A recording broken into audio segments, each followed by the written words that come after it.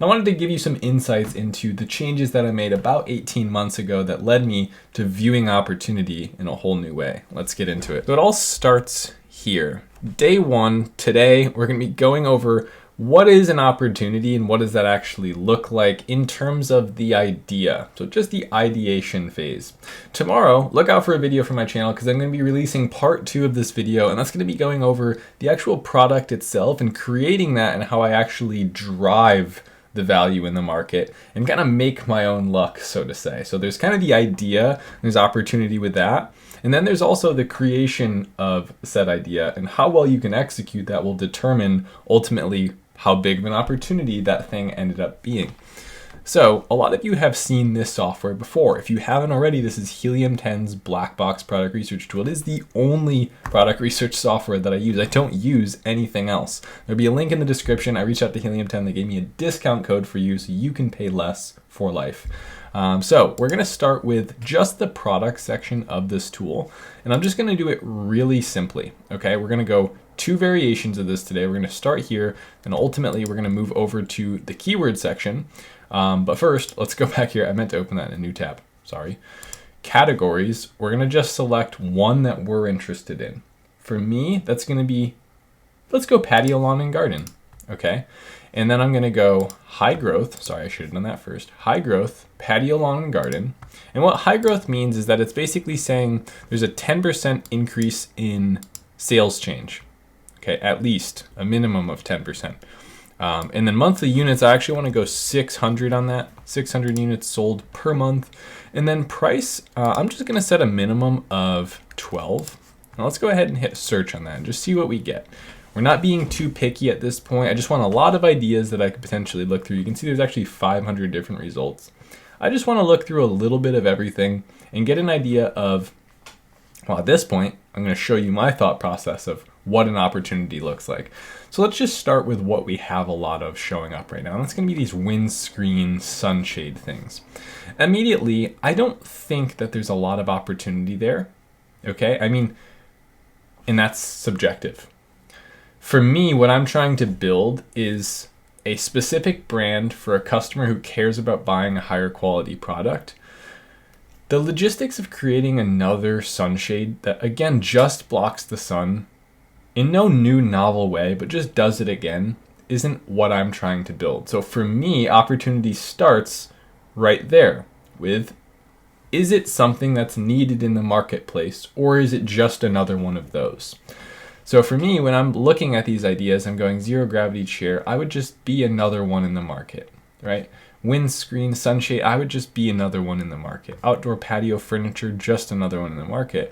However, when I start looking at something like a live flowering plant, I'm starting to like that. Succulent plant, alive, swimming pool test kit, even some of those, I'm already starting to see, okay, I don't think that would be dominated with thousands of replica products of each other. There's probably a select few of those, and they're probably being sold pretty well. So why don't we actually do that? A swimming pool test kit. So at this point, what I like to do is I like to hold command on my keyboard and then click on that. It's called the command click. It'll open. Hey, that one didn't open. Let's try that again. Page not found. Let's just try everything. Make sure everything's not broken here. Okay, so that did work. For some reason, the swimming pool test kit that we clicked on isn't working. So what I'm going to do is I'm just going to search that. I'm going to go swimming pool test kit. I'm going to search that on Amazon and kind of see what comes up. And the reason I like this is if you do it well, there is a possibility that a customer will come back to you and buy from you again. And there would be a possibility of positive word of mouth. Like, oh, I use this test kit because they solved a major issue with ease to use, usability. So let's see. I mean, this one's doing $75,000 per month, $20,000 per month, $16,000 per month. Now that I have an idea that they are selling quite well, what I'm going to do is I'm just going to scroll through here and see, as a customer, what am I gravitating towards? Okay, I like this one. Really like that one. Verify also caught my attention. Come back down through here. And again, I'm only acting intuitively. What's pulling me? This one kind of got my attention. I click on that one. And notice, we're almost going through consumer psychology here, where you start your journey as a customer. Step out of your shoes as a seller for a second and come in and look at what does a customer think, what grabs their attention, and why do they ultimately buy. And so, well, I start by just looking at images. That's my customer journey, right? So I can do that. I can take the footsteps of one of those people that would be in this market. This I don't even get it. I don't know what that is. So you just lost me already. I just don't care about that. I'm probably never going to click on that. But something like this easy test, pool test strips, is perfectly in line. Like I see the bubbles on the packaging. It's very easy to read. I get the brand name. I get what the product is. It's clear. I'm going to click on this one as an example. And so now I step back into seller mode. Is there anything wrong with this listing? Is there somewhere where I can step in and make something better? So let's just start with, again, images where everyone's going to see these. In my mind, I like the second image to be kind of brand story. So on my listing, we have like a hashtag that's popular that we're trying to popularize on social media. And then it has, our tagline of the product in it and this really cool scenic shot of the product right away, just to kind of set the scene that, hey, we're not just another seller, private labeler, like we're a brand. And they're kind of doing that here. They're more so talking about the product itself. For them, I might have put this as my second image. Very good image. Only thing I might do is us versus competitors. Might talk a little bit about, where we're sourcing, some of the features of like why specifically you should buy from us. Is there anything intuitively different about the design of the product or how you use the product that's setting a new standard and breaking away from the market? Seller mode, I didn't see that, which is good. And I also see they have 4.4 star reviews. So not quite up in the 4.7, 4.8, where you're getting a lot of customers are giving it 5 stars. We have quite a few probably 4-star reviews, 3-star reviews in here to get that down to 4.4. So let's look at some of these. I'm curious. Sometimes the nuance of why something works or doesn't lies right here in these 4-star reviews. So we use a lot of test strips, so this is a nice amount to order. However, some of the squares in the test strip end up being different colors on the edge of the squares versus the middle, which can make it a little difficult to decide which area the result falls under. So at this phase, I've moved into researching the customer and their needs. So opportunity flow for me kind of worked in this way. I was just looking at something that I thought would be novel and there wouldn't be a bunch of products that all look like each other there. In the back of my head is repeat purchase, enthusiast customer, evergreen market. So I'm thinking, is this person going to buy this thing, this exact same thing again?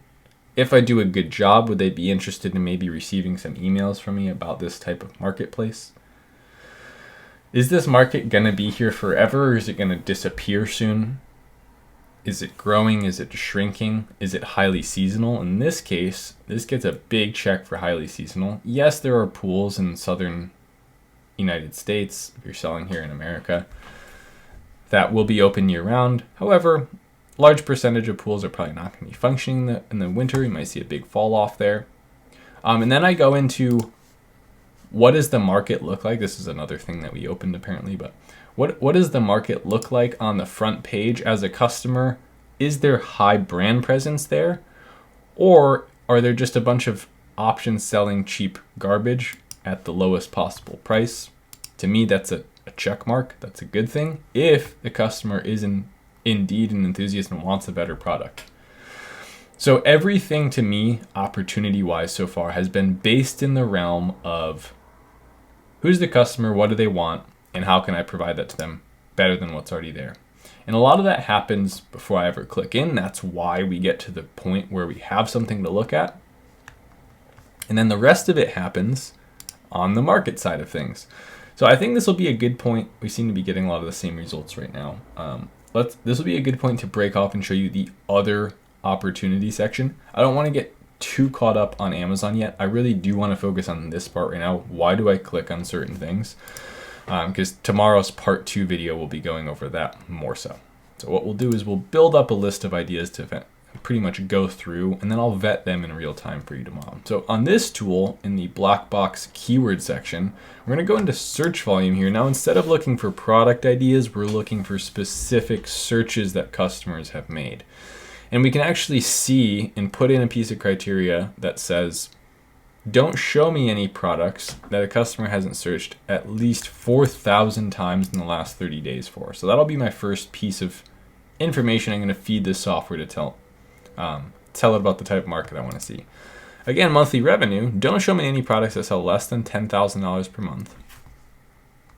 And maybe don't show me any products that sell over $100,000 per month.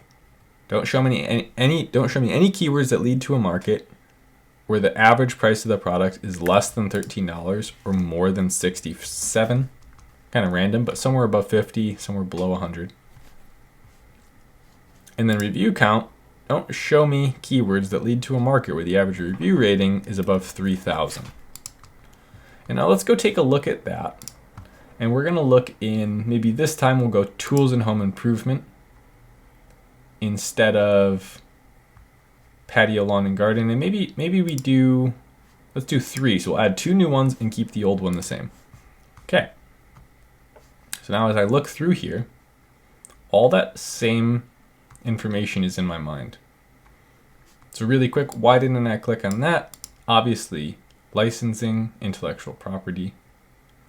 Wall lights, I don't want to sell electronics. Address sign, the customer doesn't care which one they buy, they'll buy the cheapest one.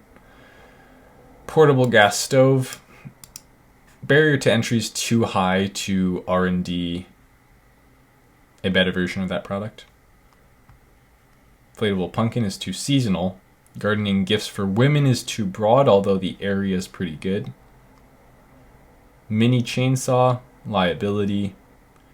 Window cover for winter. Not bad. I don't think the customer cares who they're buying it from. Could be susceptible to some better high-level branding. Let's take a look at this one, actually.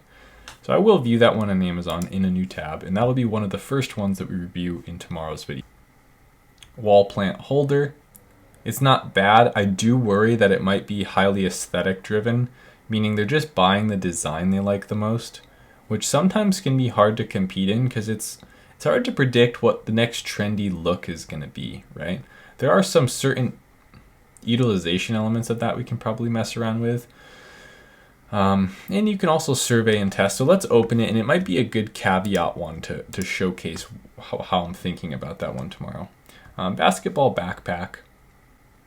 And at this point, I'm going to go through every single one that we see on this page. I'm going to give you my reasoning, whether I like it or hate it. Hopefully that's helpful to you as someone who's been in this area selling on Amazon for a good number of years now, both successfully and with many failures. Why I like things, why I don't like certain things. This one's been around forever. I mean, I remember seeing this years and years ago when I first started looking for products. Again, I think it's more so just like the cheapest one that has the most reviews is probably going to win. I don't think there's necessarily anyone who wants like a big, awesome brand there. Same reason as above with the sports team. AR-15, obviously that doesn't even exist unless they're looking for like airsoft version. Crossbow bolts. Accessory item to a bigger product. Seasonal. Intellectual property. Too aesthetic driven. I'll go to page 2. You can see how many times I'm saying no. On a page of, I think there's 25, 50 results on here. I said yes once. Actually, I said maybe twice. Every other time I said no. It just goes to show you when you're, don't be too hard on yourself when you're doing product research and you're just not finding a lot of things. That's how it should be. You shouldn't find a lot of things. Most things are not going to be high value opportunities. Bathroom faucet.